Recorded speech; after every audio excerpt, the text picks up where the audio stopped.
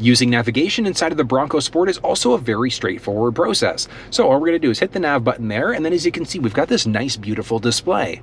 In order to be able to navigate to an address, we're just going to start typing. Now it will auto-complete as well, so we can just start typing, and then it'll automatically complete the address for us. So you can see it's got the address there, so we're just going to click. We can either save it as a favorite or just start the navigation route.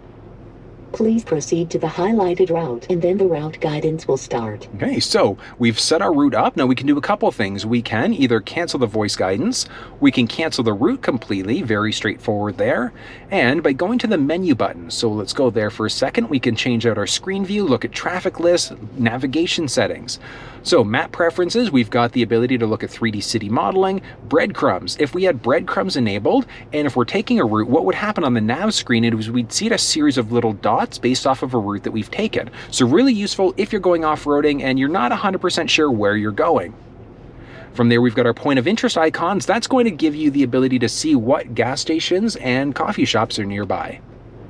Moving into our route preferences, we can choose between either the fastest, shortest, or the most eco-friendly route, and we've got a series of other preferences as well. Now, one thing to point out is whatever preferences you have there, it'll dynamically update the navigation for you. So if you don't like to go on freeways, toll roads, etc., select those preferences and it'll build you a route based off of what you do and don't like. The last one is going to be our navigation preferences. So we've got different prompts.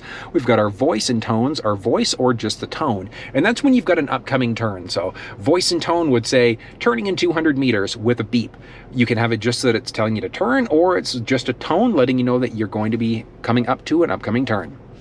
Basics of the navigation, we've got the ability to look at where am I, search, our history, so addresses we've already gone to, our favorites, our point of interest, and then the other two big ones are our home or our work address. One of the big benefits of setting up your home and work address is that we can press the hotkey on the steering wheel for our voice, and we can just say navigate home, and it'll automatically set up our route to either our home or our work address. So really, really useful feature there. And that's going to be the basics of the factory navigation.